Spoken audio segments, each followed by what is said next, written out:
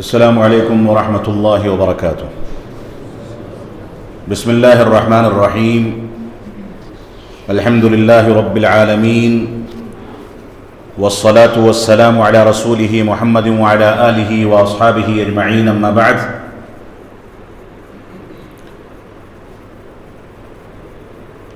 محترم جناب، ہمارے بزرگ اور میرے والد گرامی علیہ الرحمہ کے ہم عصر اور جماعت میں اب تک باحیات ان علماء کرام کی فہرست میں صف اول میں شامل ہونے والے اس مجلس کی صدارت کی ذمہ داری انجام دینے والے فضیلت الشیخ انیس الرحمن صاحب اعظمی عمری حفظہ اللہ وتولا، سرسی سرزمین کے روح رواں جماعت اہل حدیث کے اہم ذمہ دار فضیلت الشیخ عبدالغفور صاحب جامعی حفظہ اللہ وتولا، جنوبی ہند کے معروف خطیب فضیلت الشیخ عبدالعظیم عمری مدنی حفظہ اللہ وتولا، دیگر علماء کرام، سامعین کرام، اس مسجد کے امام و خطیب اور اندرا نگر مسجد فاطمہ کے امام و خطیب، جن دونوں کا تعلق جامعہ اسلامیہ سنابل کی تعلیم سے یقین رہا ہے، یہ سارے کے سارے افراد اور بالخصوص صدر اجلاس کی موجودگی میں اپنے آپ کو اس بات کے قابل نہیں سمجھتا کہ ان کے سامنے کچھ باتیں رکھ سکوں۔ وہ استاد الاساتذہ ہیں، ان کا احترام ہمارا فریضہ ہے، اور والد گرامی رحمۃ اللہ علیہ کی عمر کے ہونے کی وجہ سے میں ان کو اپنے چچا کے درجے میں سمجھتا ہوں۔ اللہ رب العالمین ہم کو اپنے بزرگوں کا احترام کرنے اور ان کے مقام اور عظمت کو سمجھنے کی توفیق عطا فرمائے۔ خطاب کسی خاص موضوع پر نہیں ہے، اور کیونکہ حکم ہمارے بزرگوں کا ہے، اس وجہ سے خطاب کرنا میری ذمہ داری بھی ہے اور میری مجبوری بھی ہے۔ اللہ رب العالمین ہم کو قرآن و سنت کی روشنی میں باتوں کو سننے اور اس کے مطابق عمل کرنے کی توفیق عطا فرمائے۔ اللہ رب العالمین کے فضل و کرم سے قرآن و سنت کی نسبت اور سلف صالحین کے فہم کی نسبت کے نتیجے میں ہم لوگ جس جماعت سے منسوب ہیں، جس جماعت کے نمائندہ ہیں، یہ اللہ رب العالمین کا فضل و کرم ہے کہ اللہ رب العالمین نے اس کا نمائندہ ہونے کی حیثیت سے ہم کو یہ شعور عطا فرمایا کہ ہم غیر اللہ کے آگے سجدہ نہیں کر سکتے۔ اللہ رب العالمین نے ہم کو یہ شعور عطا فرمایا کہ ہم رسول اکرم صلی اللہ علیہ وسلم کی اتباع اور پیروی کے آگے نہ کسی کی تقلید کا خیال کرتے ہیں، نہ کسی کے اقوال کا اعتبار کیا جاتا ہے۔ علم کی بنیادوں پر لوگوں کا احترام، لوگوں کی عزت اور ان کو ان کے مقام پر رکھنا، یہ ہمارے منہج کا حصہ ہے۔ لیکن ہمارے لیے قرآن مجید کی آیات، رسول اکرم صلی اللہ علیہ وسلم کی صحیح احادیث اور ان دونوں چیزوں کو سلف صالحین اور بالخصوص صحابہ کرام کے فہم پر سمجھنا، یہ ہمارے لیے دین کا سب سے بڑا سرمایہ ہے۔ یہ اللہ رب العالمین کا فضل و کرم ہے کہ اللہ رب العالمین نے ہم کو اس جماعت کا حصہ بنایا۔ اللہ رب العالمین نے ہم کو یہ توفیق عطا فرمائی کہ ہم اپنے معاملات میں، اپنی عبادات میں، اپنے تمام کے تمام امور میں قرآن و سنت کی بنیادوں پر آگے بڑھیں، اس کے مطابق عمل کریں، صحابہ کرام کا احترام کریں، قرآن و سنت کے مفہوم کو سمجھنے کی کوشش کریں۔ اس پر اللہ رب العالمین کا جتنا فضل و کرم ادا کیا جائے کم ہے۔ اللہ رب العالمین ہم کو اس پر استحکام کی توفیق عطا فرمائے۔ جہاں اس جماعت کی اور قرآن و سنت اور فہم سلف صالحین پر چلنے والوں کی یہ خصوصیت اور یہ میزہ ہے، ان کا یہ امتیاز ہے، وہیں دوسری جانب آج کے پرفتن دور میں یہ بھی دیکھنے کو ملتا ہے کہ جماعت کے افراد قرآن و سنت سے دوری کے نتیجے میں، بے عملی کے نتیجے میں، سلف صالحین سے فہم سے دوری کے نتیجے میں اور غلط انداز کے لوگوں کو سننے، سوشل میڈیا کے نتیجے میں دین کو سیکھنے اور غیر علماء سے اپنا رابطہ بنانے اور قرآن و سنت کی بظاہر دلائل کی روشنی میں وہ جو کچھ کہہ دیں، چاہے وہ منہج سلف کے موافق ہو یا مخالف ہو، اس کو دین سمجھ کر کے اپنا لینے میں آج جماعت اہل حدیث اور اس کے نوجوان جتنے فتنوں کا شکار ہیں، شاید دوسری جماعتوں میں وہ فتنے نہیں ہیں۔ اللہ رب العالمین کا جہاں ایک جانب ہم پر انعام و اکرام ہے کہ ہم کو اس نے ایسے گھرانوں میں پیدا فرمایا جہاں قبروں کے آگے سجدہ نہیں کیا جاتا، قبروں کو ایک بالش سے اونچا نہیں کیا جاتا، قبروں پر چونا گچ نہیں کیا جاتا، قبروں پر تلاوت نہیں کی جاتی، قبروں پر تعمیر نہیں کی جاتی، قبروں کو پکا نہیں بنایا جاتا، قبروں پر تلاوت نہیں کی جاتی، اور قرآن مجید کے ذریعے نہ تعویذ گنڈا کیا جاتا ہے، نہ غیر اللہ کی عبادت کی جاتی ہے، نہ قرآن و سنت کی مخالفت کی جاتی ہے۔ وہیں دوسری جانب ہمارے لیے یہ بہت بڑا چیلنج ہے کہ ہم نے قرآن و سنت کو اس کے حقیقی مفہوم کے ساتھ سمجھا، علماء کرام سے رشتے کو استوار اور مضبوط کیا یا نہیں کیا۔ اگر ہم علماء کرام سے دور ہو گئے، برادرز کے فتنے میں، ایڈوکیٹس کے فتنے میں، انجینئروں کے فتنے میں، ڈاکٹروں کے فتنے میں، غیر علماء کے ذریعے سے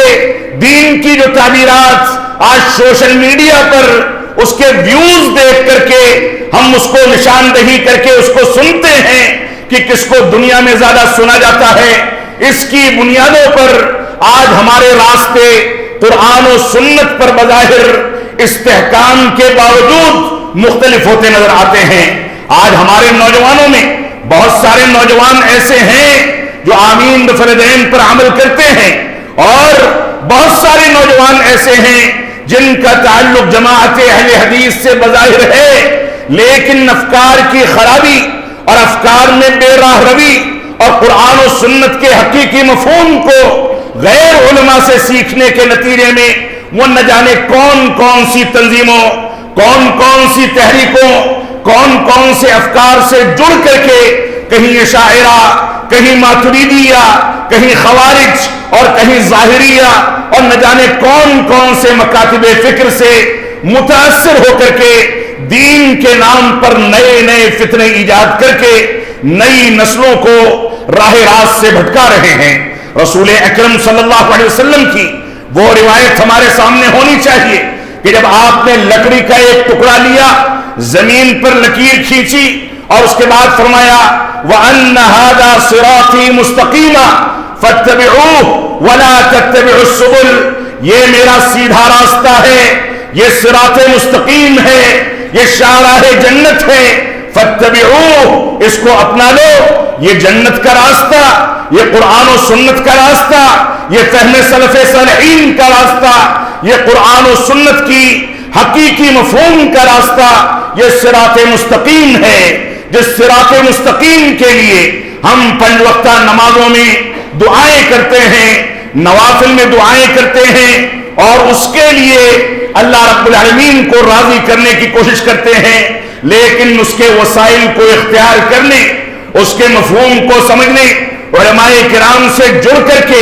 اس کے حقیقی معنی کو سمجھنے میں ہم ناکام نظر آتے ہیں۔ تو رسول اکرم صلی اللہ علیہ وسلم نے فرمایا وَأَنَّ هَذَا صِرَاطِي مُسْتَقِيمًا، یہ میرا سیدھا راستہ ہے، اسی پر چلو، فَاتَّبِعُوهُ، اس کی پیروی کرو، اس کے مطابق زندگی گزارو۔ وہ کون سا ایسا طریقہ، وہ کون سا ایسا اسلوب، وہ کون سی ایسی چیزیں ہیں جو نبی آخر الزمان جناب محمد الرسول اللہ صلی اللہ علیہ وسلم نے اپنی مبارک زندگی کے اندر ہمارے سامنے واضح نہ کی ہوں۔ ہم کو کیسے سونا ہے، کیسے جاگنا ہے، کیسے چلنا ہے، کیسے باہر نکلنا ہے، کیسے گھروں میں داخل ہونا ہے، شادی بیاہ کو کیسے انجام دینا ہے، لوگوں سے کیسے مخاطب ہونا ہے، لین دین کیسے کرنا ہے، بڑوں کے احترام کا مفہوم کیا ہے، چھوٹوں پر شفقت کا مفہوم کیا ہے، ماں باپ کا مقام کیا ہے، بھائی بہن کا مقام کیا ہے، بڑوں کا احترام کیا ہے، چھوٹوں پر شفقت کرنے کا مفہوم کیا ہے، ساری کی ساری چیزیں رسول اکرم صلی اللہ علیہ وسلم نے ہمارے سامنے واضح کر دی. یہاں تک کہ یہود و نصارہ اور اس دور کے کفار و مشرکین مذاق اڑاتے تھے کہ تمہارا نبی کیسا ہے کہ وہ استنجا اور قضاء حاجت کے طریقے بھی بتاتا ہے. تو اللہ کے نبی صلی اللہ علیہ وسلم کے ساتھیوں نے اور صحابہ کرام نے برجستہ فرمایا کہ ہاں ہمارا نبی ساری کی ساری چیزیں سکھاتا ہے. جیسے ایک ماں اپنے بچے کو چلنا سکھاتی ہے، بیٹھنا سکھاتی ہے، استنجا اور قضاء حاجت کے آداب بتاتی ہے، گھر میں کوئی چیز اٹھانی ہے تو کیسے اٹھانی ہے، بستر پر چڑھنا ہے تو کیسے چڑھنا ہے، اترنا ہے تو کیسے اترنا ہے، معاملات کرنے ہیں تو کیسے کرنے ہیں، جیسے ایک ماں اپنے بچے کی کسی حرکت سے غافل نہیں ہوتی، ویسے ہی ہمارا نبی ہم کو استنجا اور قضاء حاجت کے آداب بھی بتاتا ہے. وہ بتاتا ہے کہ ہم کو کیسے سونا ہے، کیسے کھانا پینا ہے، کیسے لین دین کرنی ہے، چلنے کے آداب کیا ہیں، چڑھائی پر انسان چڑھے تو کون سے آداب اختیار کرے، ڈھلان پر اترے تو کس طریقے سے اترے، راستہ چلتے ہوئے لوگوں سے سامنا ہو تو کیسے سامنا کرے. یہ ساری کی ساری چیزیں اس نبی کی سیرت کے اندر موجود ہیں. تو اللہ رب العالمین نے فرمایا وَأَنَّ هَذَا صِرَاطِي مُسْتَقِيمًا، یہ میرا سیدھا راستہ ہے، صراط مستقیم ہے، فَاتَّبِعُوهُ، اس کی پیروی کرو، یہ شاہراہ جنت ہے. اور اس کے بعد رسول اکرم صلی اللہ علیہ وسلم نے اس لکیر کے دائیں اور بائیں جانب کئی ساری لکیریں کھینچ دی اور اس کے بعد فرمایا وَلَا تَتَّبِعُوا السُّبُلَ فَتَفَرَّقَ بِكُمْ عَنْ سَبِيلِهِ، تم ان راستوں کی پیروی نہ کرنا. اگر دائیں اور بائیں کے شیطانی راستوں کی پیروی کرو گے تو نتیجہ یہ ہوگا کہ تم گمراہ ہو جاؤ گے. جیسے آج کے دور میں ہمارا نوجوان یہ دعوے داری تو کرتا ہے کہ ہم قرآن و سنت کے حامل ہیں، ہم سلف صالحین کے طریقے کو اپناتے ہیں، لیکن کہیں وہ اخوان المسلمین اور جماعت اسلامی کے غلط افکار کو اپنا کر کے صحابہ کرام پر انگلیاں اٹھاتا ہے، کہیں وہ ایسی تنظیموں کے پیچھے بھاگتا ہے جو اس کا اور ان نوجوانوں کا رشتہ مسجدوں سے کمزور کر کے سڑکوں پر اور پارکوں میں اور میدانوں میں مظاہروں کے نام پر اس کو اس کی زندگی کے ہدف سے ہٹا کر کے دین سے دور کرتے ہیں. اس نوجوان کے اندر یہ جذبات تو ہوتے ہیں کہ دین کے خلاف کوئی بات نہ اٹھنے پائے، لیکن یہ کان میں اذان سننے کے بعد صلاۃ فجر کو چھوڑ کر کے بڑے آرام سے نیند پوری کرتا ہے. یہ نوجوان اس بات کا دعویٰ تو کرتا ہے کہ ہم قرآن و سنت کے حامل ہیں، لیکن مسجدوں کے آگے سے اگر مظاہروں میں گزرتا ہے، غلط انداز کی ایکٹیویٹی میں ملوث ہوتا ہے، تو ایسی صورت میں مسجدوں میں اذان کی آوازیں اٹھتی رہی، اس کو یہ توفیق نہیں ہوتی کہ وہ سارا کاروبار چھوڑ کر کے صحابہ کرام کے طرز کو اختیار کرے کہ وہ ایک ترازو کے ایک پلڑے میں بانٹ رکھتے تھے، دوسرے میں سودا چڑھا دیا ہوتا تھا، لیکن اذان کی آواز آتی تھی تو سب کچھ چھوڑ کر کے مسجدوں کی جانب بھاگتے تھے. ہمارے نوجوانوں کو یہ سمجھنا ہوگا کہ جذباتیت، جوشیلے نعرے، شدت پسندی، کسی کے سامنے آپے سے باہر ہو جانا، یہ ہمارے دین کا تحفظ نہیں ہے. ہمارے دین کا تحفظ یہ ہے کہ ہم قرآن و سنت کی بنیادوں پر سنجیدگی کے ساتھ چلیں. مسجدیں ہمارے محلوں کی تنگ پڑنے لگیں، فجر کی نماز میں مسجدیں آباد رہیں، دوسری نمازوں میں لوگ آ کر کے مسجدوں کو اپنا مرکز بنائیں، ان مسجدوں کے ذریعے وہ اللہ رب العالمین کی پیروی کا پیغام لوگوں کو سنائیں، اتباع رسول کا پیغام سنایا جائے، صحابہ کرام کے منہج کی ترویج کی جائے، قرآن و سنت کے منہج کی ترویج کی جائے. ان مسجدوں کو ہم جہاں نمازوں کے لیے استعمال کریں، وہیں لوگوں کے عقیدے کی اصلاح، قرآن و سنت کی پیروی اور غلط افکار کے سلسلے میں بالکل کھری باتیں کرنے کا ان مسجدوں کو مرکز بنایا جائے.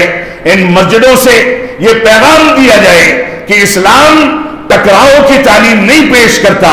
بلکہ اسلام یہ کہتا ہے کہ ہم قرآن و سنت کی پیروی اختیار کر کے اپنے اندر پختگی اختیار کریں،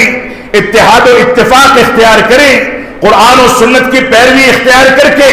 اپنے اندر سے عیوب اور ہر قسم کی برائی کو خیر بات کہہ کر کے قرآن و سنت پر جم جائیں. اپنے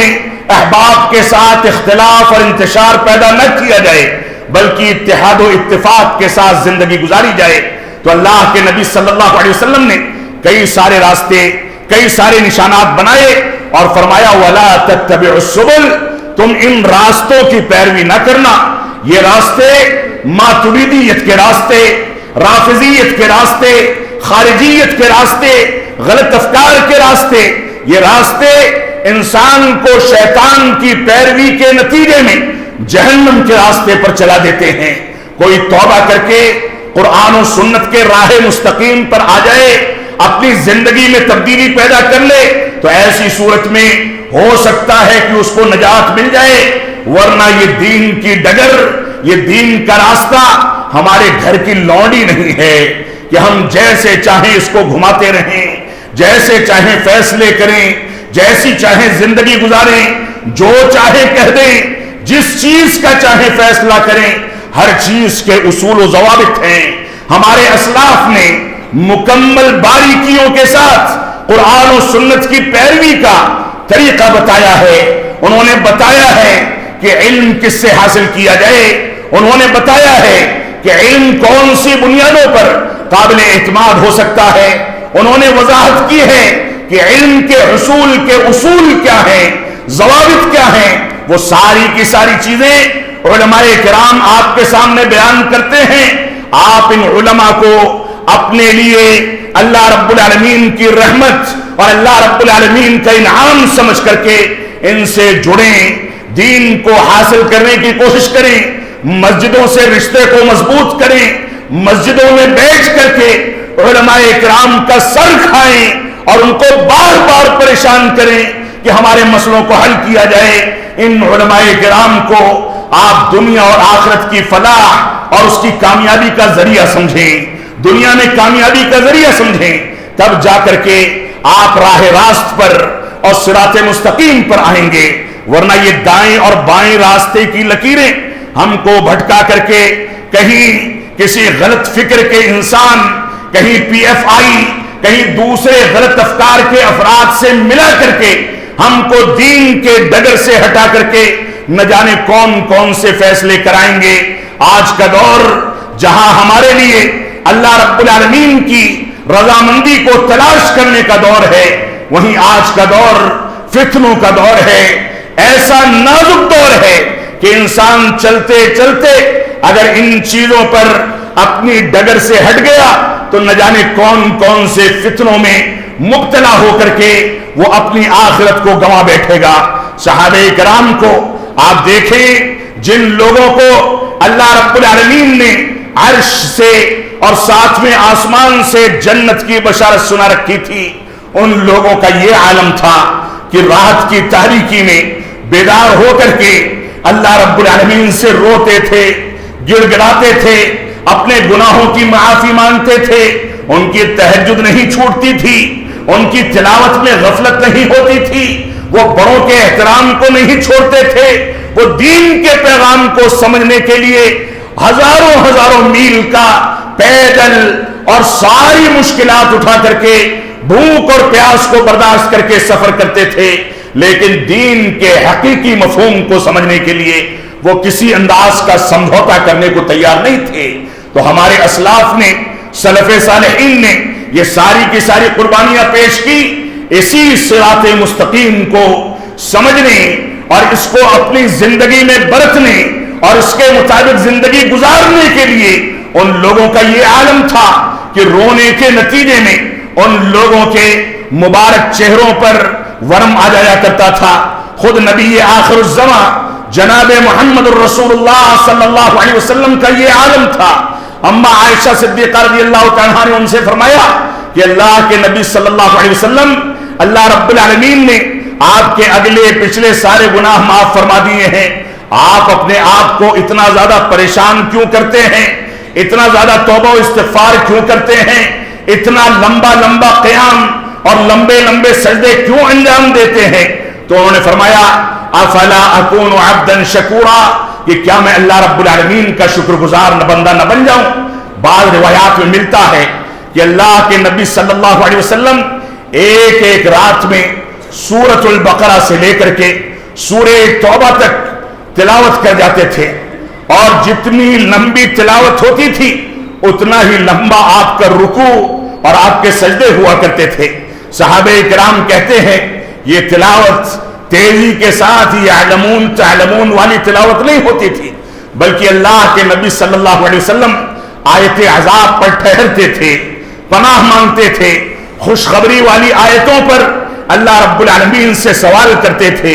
توبہ و استغفار کا تذکرہ آتا تو استغفار کرتے تھے۔ اس کیفیت میں تلاوت کرنے اور اسی کیفیت میں رکوع اور سجدے کو انجام دینے کے باوجود یہ فرماتے ہیں کہ افلا اکون عبدا شکورا، کہ کیا میں اللہ رب العالمین کا شکر گزار بندہ نہ بن جاؤں؟ آج کہاں ہے وہ شکر گزاری؟ اللہ رب العالمین نے پیٹ بھر کھانا دیا ہے، آرام سے سونے کے لیے بستر مہیا ہیں، بہترین سے بہترین مکانات، آرام سے چلنے کے لیے گاڑی گھوڑے، ساری کی ساری آرام و آسائش کی چیزیں آج ہم کو نصیب ہیں۔ مسجدوں میں بہترین انداز کی قالینیں، ایئر کنڈیشن اور سارے کے سارے وسائل ہیں، لیکن اگر کچھ نہیں ہے تو وہ مفہوم نہیں ہے جو صحابہ کرام نے چٹائی کی پتوں سے بنی ہوئی چھت اور کچی زمین پر نماز ادا کر کے مسجد نبوی کو جو روحانیت عطا فرمائی تھی، اس کے اندر جو استحکام تھا عالم اسلام کا، اس کو پارلیمنٹ قرار دیا گیا، عالم اسلام کا سب سے پہلا مدرسہ اور سب سے پہلی یونیورسٹی بنایا گیا، جس میں ابو ہریرہ رضی اللہ تعالیٰ عنہ جو ایک ادنا سے اس کے سپاہی تھے، وہ کہتے ہیں کہ میں نے اسی صفہ کے چبوترے پر 70 سے زائد ایسے صحابہ کرام کو دیکھا ہے جن کے پاس صرف ایک چادر ہوا کرتی تھی، اگر اپنا کندھا ڈھکتے تھے تو گھٹنا کھل جاتا تھا، اپنا گھٹنا ڈھکتے تھے تو کندھا کھل جایا کرتا تھا۔ اور ہماری کیفیت یہ ہے کہ نماز سر ڈھک کے پڑھی جائے کہ بغیر سر ڈھکے پڑھی جائے، اسی جنگ میں ہماری صدیاں گزر جاتی ہیں۔ اللہ رب العالمین ہم کو حقیقی مفہوم پیدا کرنے اور نماز کے صحیح تصورات اور اس کے مطالبات اور اس کے تقاضوں اور عبادت کے دوسرے مسائل، عقائد، فضائل، احکامات، تمام کی تمام چیزوں میں ان کے تقاضوں کو سمجھ کر کے قرآن و سنت کی پیروی کرنے کی توفیق عطا فرمائے۔ تو رسول اکرم صلی اللہ علیہ وسلم نے واضح کر دیا کہ یہ صراط مستقیم ہے اور دائیں بائیں یہ گمراہی کے راستے ہیں، شیطان رجیم کے راستے ہیں، شیطان کی تقلید اور پیروی کے راستے ہیں، ان کو اختیار نہ کیا جائے بلکہ صراط مستقیم کو اختیار کر کے انسان قرآن و سنت کی پیروی کرے، اس کے مطابق اپنی زندگی کو ڈھالے۔ تو موجودہ حالات، ان حالات میں ہم کو کیا کرنا ہے، کیسے زندگی گزارنی ہے، اس پر چند چیزیں بیان کر کے میں خطاب کو ختم کرنا چاہوں گا۔ سب سے پہلی چیز تو یہ ہے کہ ہم میں سے ہر شخص کو اس بات پر غور و تدبر کرنا ہوگا، اپنی گریبان میں جھانکنا ہوگا، غور و فکر کر کے یہ چیز سوچنی ہوگی، نتیجہ نکالنا ہوگا کہ ہم دین کے تمسک کے تعلق سے کتنے پانی میں ہیں۔ اللہ رب العالمین کا فرمان ہے ان اللہ لا یغیر ما بقوم حتی یغیروا ما بانفسهم واذا اراد اللہ بقوم سوءا فلا مرد له وما لهم من دون اللہ من وال۔ سورۃ الرعد کی آیت نمبر 11 میں اللہ رب العالمین نے ارشاد فرمایا، اللہ رب العالمین کسی قوم کی حالت اس وقت تک نہیں بدلتا جب تک اس کے افراد بذات خود اپنی حالت کو بدلنے کی ذمہ داری نہ اٹھا لیں۔ یہ اصلاح کا کوئی ایسا انعام نہیں ہے جو آسمان سے نازل ہو، बारिश के तरीके से बरसे और सारे के सारे लोग गुमराही का रास्ता छोड़ करके हिदायत के रास्ते पर कायम हो जाएं, ऐसा नहीं है, बल्कि हमको कोशिश करनी होगी। इंसान जिन चीजों की कोशिश करता है उन चीजों में बेहतर नताइज पर पहुंचता है। आज के दौर में हम अपना जायजा लेने, शादी ब्याह में, खाने पीने में, खरीदारी में, मार्केट करने में, तमाम की तमाम चीजों में हम इस बात की निशानदही 100% यकीन की हद तक करने को गवारा करते हैं कि कौन सा सामान किस दुकान पर असली मिलता है, कौन सा खाना कहां पर बेहतर मिलता है, कौन सा बावर्ची अच्छा खाना बना करके पेश करता है, कौन सी जगहों पर जाकर के हम मार्केट करें तो हमको धोखे का सामान नहीं लेना होगा, बल्कि हमारा पैसा खर्च होगा तो बेहतर सामान मिलेगा, ब्रांड मिलेगी और अच्छे सामान को खरीद करके हम घर आएंगे। दुनियावी उमूर में हम इतना ज्यादा फूंक करके कदम रखते हैं, हम बीमार हो जाएं, कान में तकलीफ है तो आंख के डॉक्टर के पास नहीं जाते, आंख में तकलीफ है तो कान के डॉक्टर के पास नहीं जाते, गले में तकलीफ है तो पेट के डॉक्टर के पास नहीं जाते, पेट में तकलीफ है तो कैंसर के डॉक्टर के पास नहीं जाते। तो कौन से असबाब हैं कि हम दीनी उमूर में ऐसे लोगों से इल्म हासिल करते हैं जो न नमाज के मुतखस्सिस हैं, न शरई उलूम के मुतखस्सिस हैं, न जिनको अकीदे से वाकिफियत है, न जिनको मनहज से वाकिफियत है। कौन से असबाब हैं? हमने बजाते खुद अपनी जिंदगी में ऐसे फैसले कर लिए हैं कि हम दुनियादारी में इतना ज्यादा मुहतात हैं कि हमको धोखा ना होने पाए, लेकिन दीन हमारे घर की लौंडी है। हमारे घर पर कोई भी शख्स आ जाए, दाढ़ी रखता है, टोपी लगाता है, कुछ भी कहकर के चला गया, हम उसको हरफ आखिर समझते हैं। हमने सोशल मीडिया पर किसी को सुन लिया, उसके व्यूज देख लिए, हम उसकी बात को हरफ आखिर समझते हैं, लेकिन उसकी तहकीक में जाना, उसकी बहसो तहकीक करना, उसके सिलसिले में उलमाए किराम से बहसो जुस्तजू करके हकायक तक पहुंचना, हम इसकी तकलीफ गवारा करने को तैयार नहीं हैं। हमने दीन को अपने घरों की लौंडी और अपने जेब का तमाशा बना रखा है और दुनियादारी में हम सारी तहकीकात करते हैं। हमारी जिम्मेदारी है कि हम दीनी उमूर में भी कुरान और सुन्नत के हकीकी मनहज को समझें,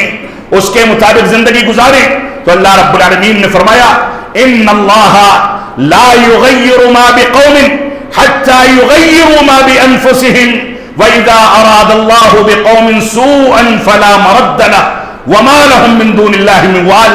कि अल्लाह रब्बुल आलमीन किसी कौम की हालत को तब तक तब्दील नहीं करता जब तक वो कौम और उस कौम के अफराद बजाते खुद अपनी हालत को तब्दील न कर ले। और अगर अल्लाह रब्बुल आलमीन ने किसी कौम के साथ बुराई का इरादा कर लिया तो उस कौम से बुराई के इरादे को दुनिया की कोई ताकत टाल नहीं सकती। अगर अल्लाह रब्बुल आलमीन ने किसी को तबाह करने का इरादा कर लिया, मनहजी नाहिए से कोई तबाह हो गया, तो समझ लें कि उसकी दुनिया भी लुट गई और आखिरत भी लुट गई। अगर कोई दुनियादारी में तबाह हो गया तो ऐसी सूरत में उसकी दुनिया भी तबाह हुई और आखिरत भी मुतासिर हुई। इस वजह से हमारी ये जिम्मेदारी है कि हम अपने अंदर तब्दीली पैदा करें ताकि रब्ब कायनात हमारे साथ बुराई का इरादा न फरमाए, बल्कि हमारे लिए खैर के फैसले किए जाएं, हमारी बेहतरी के फैसले किए जाएं, हमको कामयाबी की कुंजियां दी जाएं। अल्लाह रब्बुल आलमीन हमसे राजी हो, हम चलें तो सुन्नत के मुताबिक चलें, हम सोएं तो सुन्नत रसूल का एतबार किया जाए, हम बेदार हों तो सीरत रसूल के मुताबिक बेदार हों, हम गुस्ल करें, लोगों से लेन देन करें, इस्तिंजा और क़ज़ाए हाजत की जरूरत हो,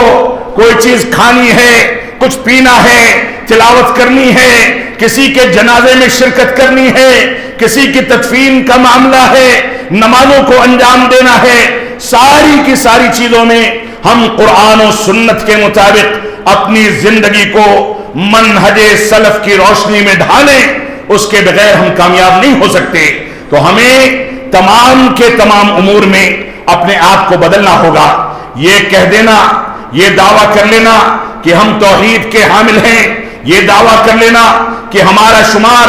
فرقے ناجیہ میں ہوتا ہے، یہ دعویٰ کر لینا کہ ہم کو جنت کی بشارت دی گئی ہے، یہ دعویٰ کر لینا کہ ہم توحید کے مطابق چلتے ہیں لہذا جنت یقینی ہے، معاف فرمائیں گے یہ خام خیالی ہے، خواب غفلت ہے۔ اللہ کے نبی صلی اللہ علیہ وسلم نے جب صحابی رسول کو یہ بتایا کہ تم لوگوں کو اس بات کی بشارت مت دینا، لا تبشرهم فیتکلوا، کہ اگر لوگوں نے اللہ رب العالمین کا حق ادا کر دیا اور اللہ رب العالمین کی توحید کو مکمل کر لیا، معاذ بن جبل رضی اللہ تعالیٰ عنہ کی روایت ہے، اگر اللہ رب العالمین کی توحید کے تقاضوں کی تکمیل کرنی اور اس کے تقاضوں کے مطابق چل گئے تو یہ بندوں پر اللہ رب العالمین کا حق ہے، اور اگر بندے اللہ رب العالمین کے حق کو ادا کر دیں تو ایسی صورت میں اللہ رب العالمین کا حق یہ ہے کہ اللہ یعذب من لا یشرک بہ شیئا، کہ ان لوگوں کو عذاب نہ دے جو اللہ رب العالمین کے ساتھ کسی کو شریک نہیں ٹھہراتے۔ اللہ کے نبی صلی اللہ علیہ وسلم نے، معاذ بن جبل رضی اللہ عنہ نے اللہ کے نبی صلی اللہ علیہ وسلم سے پوچھا کہ افلا ابشر الناس، کیا میں لوگوں کو اس بات کی بشارت نہ دے دوں؟ تو اللہ کے نبی صلی اللہ علیہ وسلم نے فرمایا لا تبشرهم فیتکلوا، کہ ان کو بشارت نہ دینا ورنہ اسی پر اعتماد اور بھروسہ کر کے، اسی پر توکل کر کے بیٹھ جائیں گے۔ اور معاذ بن جبل رضی اللہ تعالیٰ عنہ نے حدیث کے سلسلے میں علم کو ظاہر کرنے کے جذبے اور احساس کے نتیجے میں اور کتمان علم سے اپنے آپ کو متہم ہونے سے بچانے کے لیے آخری عمر میں یہ روایت ذکر کر دی، اور آج میں اس بات کو دعوے کے ساتھ کہہ سکتا ہوں کہ ہم میں کا ایک بڑا طبقہ ایسا ہے جو اس چیز پر توکل اور اعتماد کر کے اپنے آپ کو جنت کا ٹھیکیدار سمجھتا ہے۔ وہ یہ سمجھتا ہے کہ میں نے توحید کو اپنا لیا، وہ یہ سمجھتا ہے کہ میں نے کبھی شرک نہیں کیا، وہ یہ سمجھتا ہے کہ میں نے کبھی قبروں پر سجدہ نہیں کیا، چادریں نہیں چڑھائیں، قبروں کو پختہ نہیں کیا، اس وجہ سے میں اہل توحید میں سے ہوں۔ جبکہ توحید کا یہ بھی تقاضا ہے کہ رب کائنات جس نے ہم کو حقیر پانی سے پیدا فرمایا، ماں کے پیٹ میں 9 مہینے تک زندگی عطا فرمائی، اور بچے کی پیدائش کے بعد ماں کی چھاتیوں میں بہترین قسم کی غذا تیار کر کے ہم کو دودھ مہیا فرمایا، وہ رب کائنات اس کی عبادت 5 وقتہ نمازوں میں اس کو یاد کرنا، عبادت کے تقاضوں کو سمجھنا، اور 5 وقتہ نمازوں میں مجلسوں میں حاضر ہو کر کے، مسجدوں میں حاضر ہو کر کے اللہ رب العالمین کے آگے سجدہ کرنا، رکوع کرنا اور اللہ رب العالمین کو یاد کرنا، اس کے توحید کے تقاضوں کے مطابق زندگی گزارنا، یہ بھی توحید کا ایک تقاضا ہے جس سے ہم غافل نظر آتے ہیں۔ ایک وہ شخص جو اس بات کا دعویٰ کرے کہ میں توحید کو مکمل طریقے سے مانتا ہوں، نمازوں میں غافل ہے تو معاف فرمائیں گے وہ توحید کے تقاضوں کو سمجھنے والا نہیں ہے، وہ توحید سے متعلق غافل ہے، وہ غیر اللہ کی عبادت اگرچہ نہیں کرتا لیکن اللہ رب العالمین کی عبادت اور اس کی شکر گزاری کے بارے میں وہ غفلت کا شکار ہے۔ تو اللہ رب العالمین نے فرمایا کہ اللہ رب العالمین کسی قوم کی حالت اس وقت تک نہیں بدلتا جب تک وہ قوم بذات خود اپنی حالت کو نہ بدل لے، اور اگر اللہ رب العالمین نے کسی کے ساتھ برائی کا ارادہ کر لیا تو اللہ رب العالمین کے علاوہ اس برائی کو کوئی ٹال نہیں سکتا۔ اللہ رب العالمین حکمت و دانائی والا ہے۔ اللہ رب العالمین ہماری غفلت، ہماری کوتاہیوں اور دین سے دوری اور ناشکری کے باوجود ہم کو 3 وقت کا کھانا دیتا ہے، وہ اس کو بھی کھانا پینا دیتا ہے جس نے رب کائنات کا انکار کر دیا۔ کھانا پینا اس کو بھی ملتا ہے جو رسول اکرم صلی اللہ علیہ وسلم اور اللہ رب العالمین کو گالیاں دیتے ہیں، ان کا مذاق اڑاتے ہیں، دین اسلام کا ٹھٹھا کرتے ہیں، مسلمانوں کے ساتھ بدسلوکی کرتے ہیں۔ یہ رب کائنات کی سخاوت ہے۔ اللہ رب العالمین سب کو روزی روٹی دیتا ہے، لیکن جو لوگ رب کائنات کو جانتے ہیں وہ نعمتوں کے نتیجے میں शुक्र गुजारी के उतने ही ज्यादा हकदार हैं और मुस्तहिक हैं कि उनको अपनी नेमतों के एवज अल्लाह रब्बुल आलमीन से शुक्र गुजारी बढ़ा देनी चाहिए। सजदे तवील हो जाएं, नवाफिल बढ़ा दी जाएं, आंसू बहाए जाएं, तौबा इस्तिग़फ़ार किया जाए, अल्लाह रब्बुल आलमीन की शुक्रगुजारी अदा की जाए। इससे बड़ा माहौल और साजगार माहौल क्या होगा कि हम आराम से बैठ करके मस्जिदों में अल्लाहु अकबर की सदाएं बुलंद करते हैं। इससे ज्यादा साजगार माहौल क्या होगा कि हम बड़े आराम के साथ अल्लाह रब्बुल आलमीन की किताब कुरान मजीद की तिलावत करते हैं। इससे ज्यादा साजगार माहौल क्या होगा कि हम उलमाए किराम को सुन सकते हैं, उनसे मुलाकात करके दीनी उमूर को समझ करके उसके मुताबिक जिंदगी गुजार सकते हैं। कोई ऐसा गुंडा या कोई ऐसा शख्स जो दीन के रास्ते में रुकावट बने, मुझको तो नजर नहीं आता कि सलाते फजर की अजान के बाद हमारे दरवाजों पर चाकू लेकर के खड़ा हो जाता हो कि अगर कोई नमाज के लिए निकला तो उसको कत्ल कर दिया जाएगा। माहौल साजगार है। हमको रब्बे कायनात की शुक्रगुजारी अदा करनी चाहिए। हमको जरा जरा सी बातों पर शिद्दत इख्तियार करके, दीन के मनहज को छोड़ करके, मुजाहिरात की पॉलिसी इख्तियार करके, गलत अंदाज के अफकार को इख्तियार करके हम बाहर निकलेंगे तो ऐसी सूरत में हम दीन से दूर होंगे और दुनियादारी में मुब्तला होकर के हम दीन से दूर होते चले जाएंगे। तो सबसे बुनियादी मसला मौजूदा दौर के हालात में यह है कि हम अपने अंदर दीनदारी पैदा करें, दीन के ताल्लुक से अपने गिरबान में झांकें और दीन पर तमस्सुक के ताल्लुक से, दीन पर चलने के ताल्लुक से गौर व फिक्र करें कि हम कितना दीन पर कायम हैं और कितने उमूर में हमने दीन को छोड़ करके खैरबात कह दिया। इसी तरीके से हमारी जिम्मेदारी यह है कि हम माजी में हमने जो गलतियां कर दी, लेकिन मुस्तकबिल के लिए उलमाए किराम की रहनुमाई में ऐसा मजबूत लाहे अमल तैयार किया जाए कि मुस्तकबिल में हमसे वो गलतियां ना हो जिन गलतियों के सरजद होने के नतीजे में हमने दीन से दूरी की पॉलिसी इख्तियार कर ली है। मुस्तकबिल हमारा मजबूत बने, हम हाल में ऐसे फैसले करें कि मुस्तकबिल में हमारे बच्चे इस बात को समझ सकें कि बाप मर जाए तो जनाजे की नमाज के अहकामात क्या हैं। हम इस बात को मुस्तहकम बना सकें, यकीनी बना सकें कि घर में किसी की वफात हो तो तदफीन के अहकामात क्या हैं, मस्जिदों को आबाद करने का मफहूम क्या है। हमारे बच्चे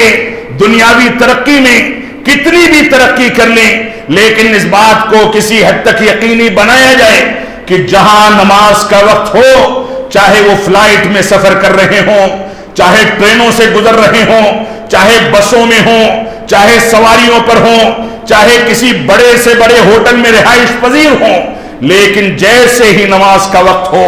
सारी मशगूलियात को छोड़ करके वो अल्लाह रब्बुल आलमीन के आगे झुक जाएं। हमको इस बात को यकीनी बनाना होगा। तो मुस्तकबिल के लिए एक मजबूत लाए अमल तैयार करके हम इस बात को साजगार बनाएं, यकीनी बनाएं कि मुस्तकबिल में हमारे बच्चे मनहजे सलीम पर और कुरान और सुन्नत के हकीकी तकाज़ों पर, सलफ़े सालिहीन के फहम पर कैसे मजबूती के साथ चल सकते हैं, उनको दीनी और शरई अहकामात से कैसे वाकिफ कराया जा सकता है। ये हमारी दूसरी जिम्मेदारी है जिसके लिए हमारे उलमा, हमारे नौजवानों को सर से सर मिला करके बैठ करके मुत्तहिदा फैसले करने होंगे। ये जमाअतों की सियासतें, ये जोड़ तोड़, ये मस्जिदों के अंदर लड़ाई झगड़े, ये मदरसों का जोड़ तोड़ और साजिशें, ये सारी की सारी चीजें पूरी कौम को खोखला करके तबाह बर्बाद कर देंगी। हमें इस्लामी तरबियत के बारे में तवज्जो देनी होगी। हमको दीन की तरवीज के लिए ईसार और कुर्बानी का जज्बा अपने दिलो दिमाग में पैदा करना होगा। हमें कुर्बानी पेश करके दीन को आगे बढ़ाने और दीन की नशो इशाअत की जिम्मेदारी उठानी होगी। उसके बगैर ये दीन नहीं पनप सकता और इखलास नहीं होगा। یہ ایثار کا جذبہ نہیں ہوگا، بچوں کی اسلامی تربیت نہیں ہوگی، تو نتیجہ وہی نکلے گا جو آج نکل رہا ہے کہ لڑکیاں پوری زندگی باپ پال کر کے ناز و نعم میں پالتا ہے اور اس کے بعد بھاگ کر کے دوسرے مذاہب کے لڑکوں سے شادیاں کر کے دوسرے خاندانوں کی زینت بن جاتی ہیں۔ پوری زندگی باپ نے پالا، ناز و نعم میں پالا، اور نتیجہ کیا ہوا؟ نتیجہ یہ ہوا کہ ہماری نسل میں سے ایک نسل کٹی اور کفر اور شرک کی داعی بن کر کے جا کر کے دوسروں کی زینت بن گئی۔ آج صورتحال یہ ہے کہ ہمارے گھرانوں کے بچے اگر صلاۃ جمعہ امام کے پیچھے ادا کر لیں تو ایسا لگتا ہے کہ گھر کے بوڑھوں پر انہوں نے احسان عظیم کر دیا ہے۔ وہ کبھی بیدار ہو گئے صلاۃ عید کے لیے تو ایسا لگتا ہے کہ سال میں پہلا موقع ہے کہ بچہ صلاۃ فجر کے بعد بہت جلدی بیدار ہو گیا۔ معاف فرمائیں گے، یہ طریقہ، یہ اسلوب، یہ طرز زندگی اگر ہمارے گھروں کی رہی تو ہم تباہی کی طرف بڑھیں گے۔ اس وجہ سے مستقبل کے لیے ہم کو مضبوط لائے عمل علماء کرام سے رائے مشورہ کر کے تیار کرنا ہوگا تاکہ قرآن و سنت کی روشنی میں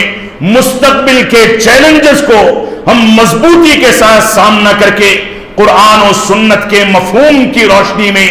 زندگی گزاریں، اپنے ایمان اور اسلام کو تحفظ فراہم کر سکیں۔ اسی طریقے سے موجودہ نازک حالات میں،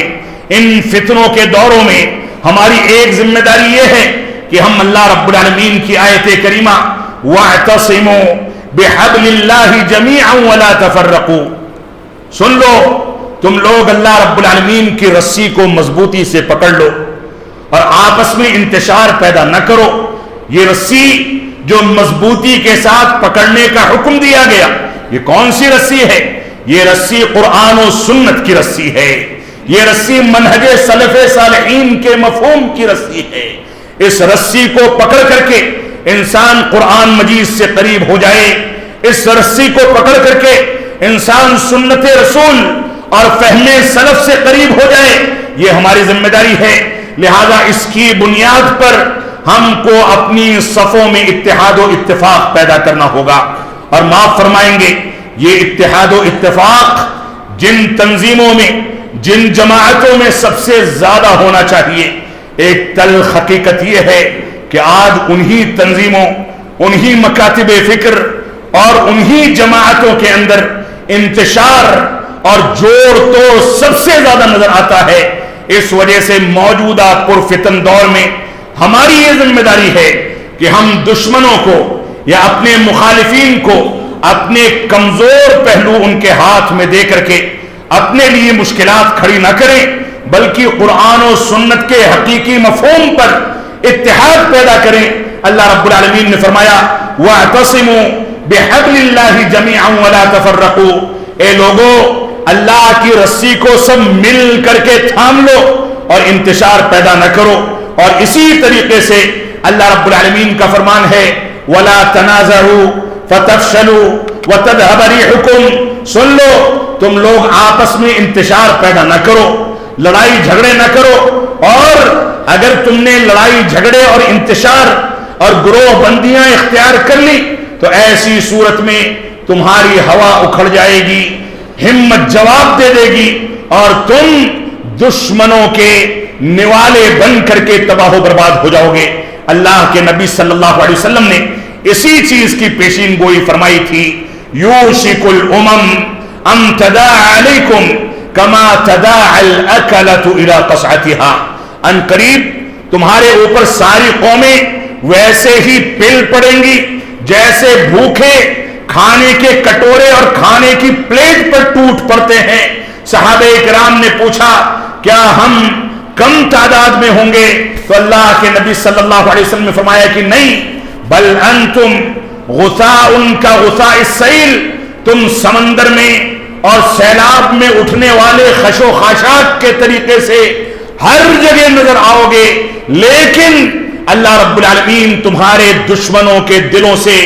تمہارے ڈر کو اور خوف اور ہیبت کو نکال دے گا۔ صحابہ کرام نے پوچھا وَمَا الْوَهْنُ یا رسول اللہ، اے اللہ کے نبی صلی اللہ علیہ وسلم یہ وہن کیا ہے؟ تو آپ نے فرمایا حب الدنیا و کراہیت الموت، دنیا سے لو لگا لینا، دنیا میں مگن ہو جانا، دنیا کی رنگینیوں کے پیچھے دوڑنا، دنیا کے پیچھے بھاگنا، حلال و حرام کی تمیز کو چھوڑ دینا، دنیا کی رنگینیوں میں جب پڑ جاؤ تو دین اسلام سے دوری اختیار کر لینا، یہ دنیا سے لو لگانا اور دنیا سے محبت کرنا ہے۔ اور موت سے انسان ڈرنے لگے گا۔ انسان دنیا سے جتنا قریب ہوتا ہے موت سے اتنا گھبراتا ہے۔ اور ایک سچا مسلمان دنیا کے اندر ایسے زندگی گزارتا ہے کہ صبح ہو جائے تو شام کا انتظار نہیں کرتا،